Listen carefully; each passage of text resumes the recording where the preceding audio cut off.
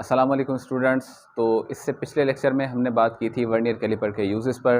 अब हम बात करने वाले हैं वर्नियर कैलिपर के स्ट्रक्चर पर। ये आपको तस्वीर नज़र आ रही होगी, यहाँ पर आप देख रहे हैं इसके अंदर कि एक आपको नज़र आ रहा है कि जो ऊपर रॉड नज़र आ रही है बिल्कुल सीधी एक पट्टी से नज़र आ रही है, इसको बोला जाता है मेन स्केल।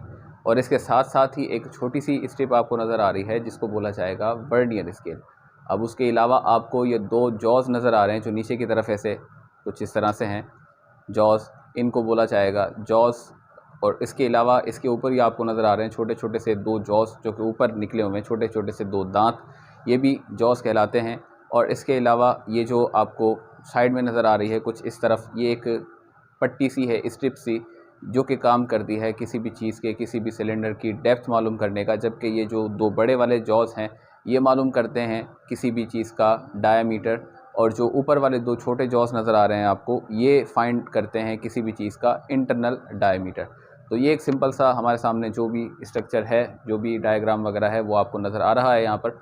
ये एक वर्नियर कैलिपर का स्ट्रक्चर होता है। इसके अलावा अब हम बात करने वाले हैं वर्नियर कैलिपर के एक सिंपल से डायग्राम की तरफ, सिंपल से स्ट्रक्चर की तरफ। हमने जो दो स्केल्स देखे हैं वर्नियर कैलिपर में, एक मेन स्केल और दूसरा वर्नियर स्केल, अब हम उनके बारे में बात करने वाले हैं। देखिए, वर्नियर स्केल के अंदर, वर्नियर कैलिपर के अंदर दो स्केल होते हैं कुछ इस तरह से।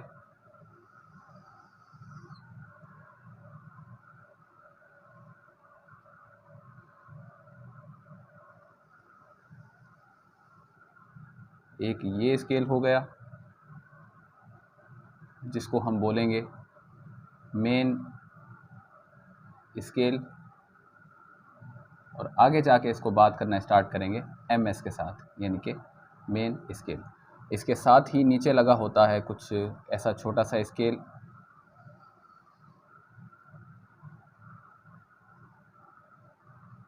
जिसको हम बोलते हैं वर्नियर स्केल। इस स्केल को क्या बोला जाएगा? इसको बोला जाएगा वर्नियर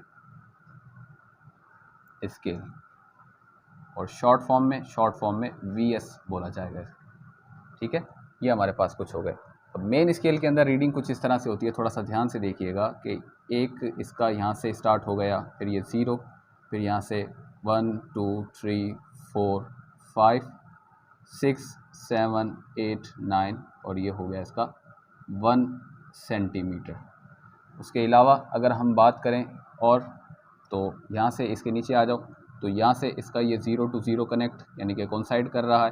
फिर उसके अलावा 1 2 3 4 5 6 7 8 9, और यहाँ पर आकर इसका पूरा हो रहा है 10। अगर हम और भी बनाना चाहें तो हम और भी बना सकते हैं कि भाई ये 1 2 3 4 5 6 7 8 9 10, ये इसका 2 सेंटीमीटर हो गया। अब आप देख रहे हैं कि जो मेन स्केल है वो मार्क्ड है किसके अंदर? सेंटीमीटर के अंदर, यानी कि ये जनरली जो होता है ये किसके अंदर होता है? Marked in centimetres. कौन? Main scale. लेकिन वर्नियर स्केल आप देख रहे हैं कि वर्नियर स्केल आप देख रहे हैं कि वर्नियर स्केल जो है वो सेंटीमीटर के अंदर मार्क नहीं होता, वो जस्ट ऐसे सिंपल सा लिखा होता है।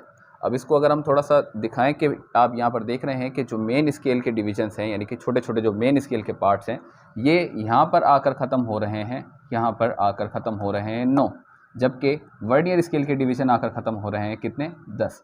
इसके कहने का मतलब क्या कि ऊपर वाला जो मेन स्केल है इसके डिवीजन्स बड़े हैं, और जो वर्नियर स्केल जो नीचे वाला आपको नज़र आ रहा है इसके डिवीजन्स छोटे हैं।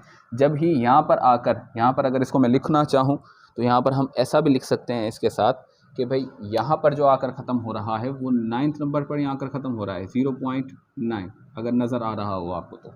फिर उसके बाद 0.9, और फिर उसके बाद जा रहा है 1 सेंटीमीटर तक। अब आप देख रहे हैं कि यहाँ पर आकर 0.9, यानी कि इसके 9 डिवीजन और इसके 10 डिवीजन। कहने का मतलब क्या कि ये वाले जो मेन स्केल डिवीजन्स हैं ये ज़्यादा बड़े हैं, और वर्नियर स्केल जो डिवीजन है ये छोटे होते हैं। इसको अगर हम लिखना चाहें तो हम ऐसे लिख सकते हैं, division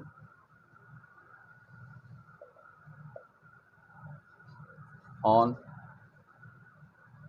vernier scale is smaller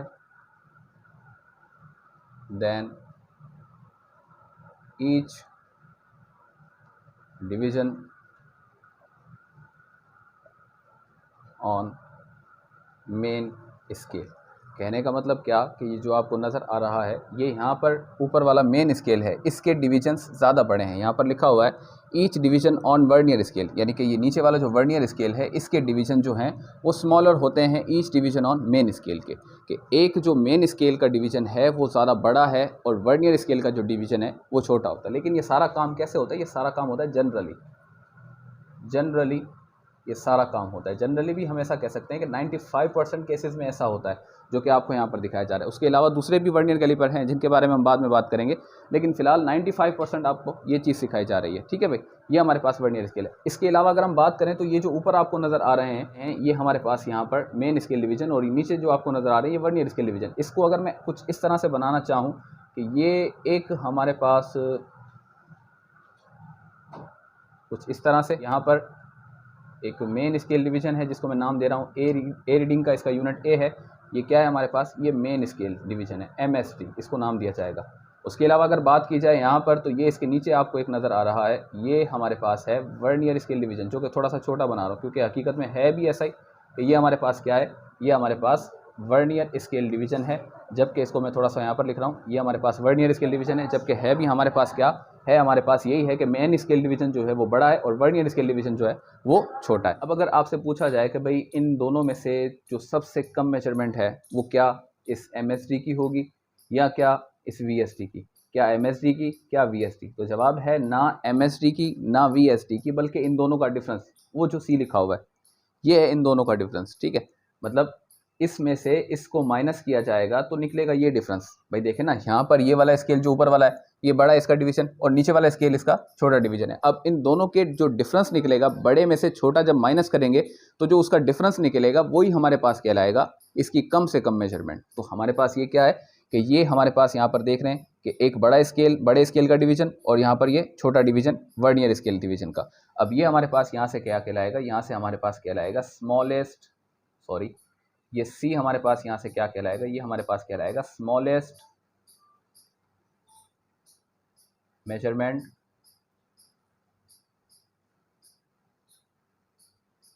made by, क्या बोला जाएगा उसे? पता है आप लोगों को? पिछले वीडियोस के अंदर हमने बात की स्मॉलेस्ट मेजरमेंट मेड बाय, क्या बोला जाएगा उसे? Least count. हाँ जी बिल्कुल, उसे बोला जाता है लीस्ट काउंट, जिसको शॉर्ट फॉर्म में हम LC कहते हैं। अच्छा, चलिए यहाँ तक तो बात हो गई कि ये हमारे पास जो C है ये हमारे पास इसका क्या कहलाएगा? स्मॉलेस्ट मेजरमेंट कहलाएगा, यानी कि इसका लीस्ट काउंट कहलाएगा। लेकिन अब ये निकलेगा कैसे? तो भाई आप इस कॉन्सेप्ट से देखकर ही इसका फार्मूला यहाँ पर लिख सकते हैं। इस कॉन्सेप्ट से, यानी कि कॉन्सेप्ट क्या कि एक MSD में से ये MSD, अब एक VSD जब आपने माइनस किया तो जो आपके पास बकाया बचा वही कह रहा है आपके पास स्मॉलेस्ट मेजरमेंट। तो इसको अगर हम लिखना चाहें तो इसको ऐसे लिख सकते हैं हम कि लीस्ट काउंट इक्वल टू, हमारे least count is equal to हमारे पास बराबर है 1 MSD माइनस 1 VSD। एक मेन स्केल डिवीजन में से एक वर्नियर स्केल डिवीजन माइनस कर दें, जो भी बचेगा वो कहलाएगा least count. This is the actual formula of least count of vernier caliper. ये हमारे पास लीस्ट काउंट का फार्मूला एक्चुअल बन गया। लेकिन अगर हम इसके अंदर देखें तो MSD, यानी कि ये ऊपर वाला, ये तुम्हें पता है कि ये किसके अंदर मार्क्ड होता है? ये तो सेंटीमीटर के अंदर मार्क्ड होता है। लेकिन अगर हमने एक MSD का वैल्यू निकालना है तो एक MSD का वैल्यू हम यहाँ से देख सकते हैं कि अगर ये ऊपर वाला हमारे पास एक MSD है तो भाई इसका वैल्यू कितना है? अगर यहाँ से लेकर यहाँ तक हमारे पास 1 सेंटीमीटर है तो 1 सेंटीमीटर को हमने, ये 1 सेंटीमीटर इसको हमने कितने पार्ट्स के अंदर डिवाइड किया? 10 पार्ट्स के अंदर, तो हमारे पास कितना आ गया? 0.1 सेंटीमीटर। ये हमारे पास किसका निकला है? ये हमारे पास MSD का वैल्यू आ गया। ये हमारे पास MSD का वैल्यू आ गया। अब हमें इसका वैल्यू पता है लेकिन इसका वैल्यू नहीं पता। अब लीस्ट काउंट फाइंड करने के लिए हमें क्या करना पड़ेगा? इस VSD का वैल्यू फाइंड करना पड़ेगा। समझ में आ रही है बात? देखें किस तरह से हम इसका VSD का वैल्यू काउंट करते हैं।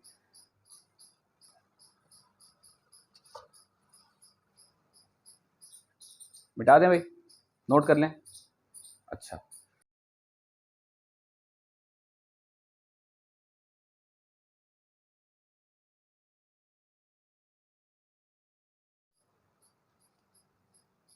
भाई लीस्ट काउंट का फार्मूला हमारे पास यहाँ पर हमने निकाला था कि लीस्ट काउंट बराबर होती है 1 MSD माइनस 1 VSD। यही फार्मूला था, अभी मिटा दिया मैंने, चलो दोबारा लिख दिया।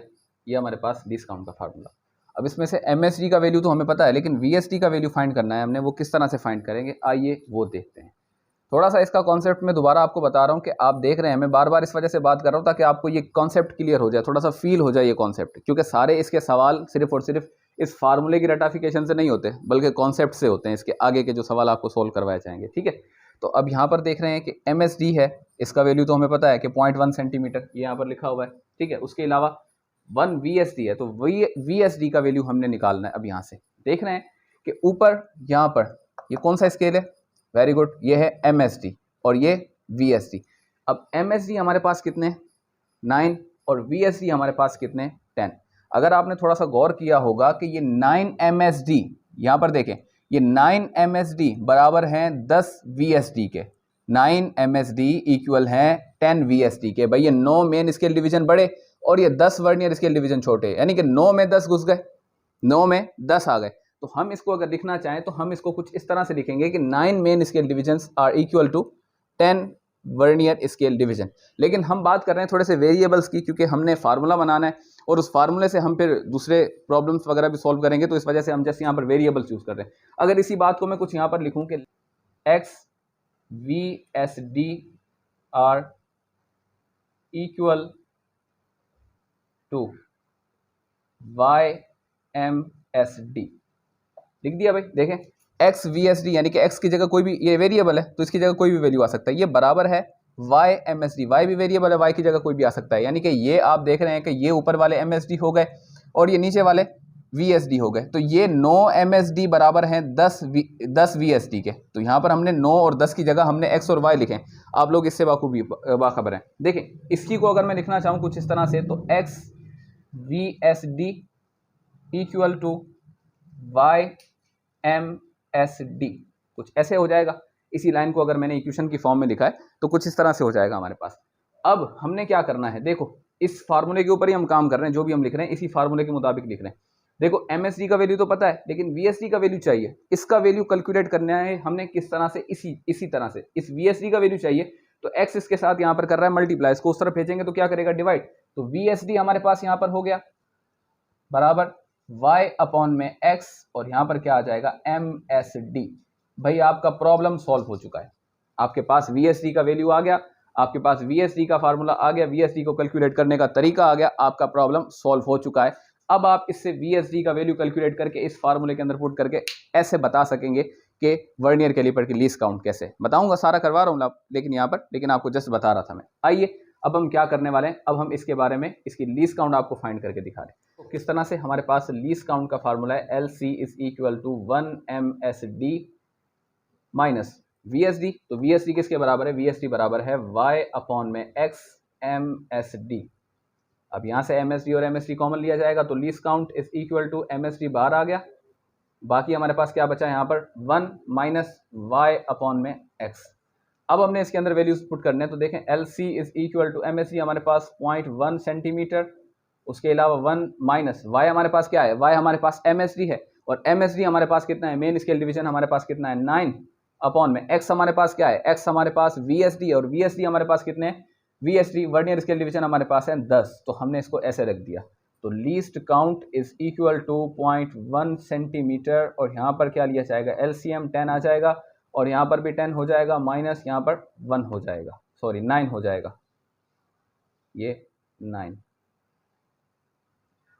फिर उसके बाद least count is equal to 0.1 centimetre और यहाँ से 1 अपॉन में 10, तो least count is equal to 0.1 centimetre और यहाँ पर भी क्या आ जाएगा 0.1। अब 0.1 को 0.1 के साथ मल्टीप्लाई करेंगे तो आपको पता है कितना आएगा 0.01 centimetre, which is the least count of vernier caliper. Calculate करके बता दिया हमने लीस्ट काउंट की, वर्नियर कैलिपर की लीस्ट काउंट हमारे पास यही है। तो आज हमने यहाँ तक ये बात की है कि वर्नियर कैलिपर की लीस्ट काउंट कितनी है। आप यहाँ पर लिख भी सकते हैं कि वर्नियर कैलिपर की, इस वर्नियर कैलिपर की लीस्ट काउंट कितनी है 0.01 सेंटीमीटर। शुरू से हम यही बात कर रहे थे कि वर्नियर कैलिपर जो है वो सेकंड डेसिमल प्लेस तक मेजर कर सकता है, जबकि इससे पहले जो था हमारे पास एक नॉर्मल स्केल, वो कहाँ तक कर सकता था, वो सिर्फ और सिर्फ एक पॉइंट तक, पॉइंट के बाद 1 डेसिमल प्लेस तक, एक डेसिमल प्लेस तक वो क्या कर सकता था, मेजर कर सकता था। लेकिन इस वर्नियर कैलिपर का क्या फ़ायदा हुआ हमारे पास, इस वर्नियर कैलिपर का फ़ायदा हुआ पॉइंट के बाद 2 डेसिमल प्लेस तक मेजर कर सकता था और कम से कम 0.01 सेंटीमीटर तक मेजर कर सकता है। इससे कम नहीं कर सकता, कम से कम ये कर सकता है, जो कि हमने आपके सामने यहाँ पर मैथमेटिकली तौर पर प्रूफ कर दिया। अब इंशाल्लाह इसके अलावा और भी हैं वर्नियर कैलिपर के बारे में, अब वर्नियर कैलिपर की और भी बातें होंगी, लेकिन इंशाल्लाह नेक्स्ट पार्ट में। तब तक साथ रहिएगा। अल्लाह हाफ़िज़।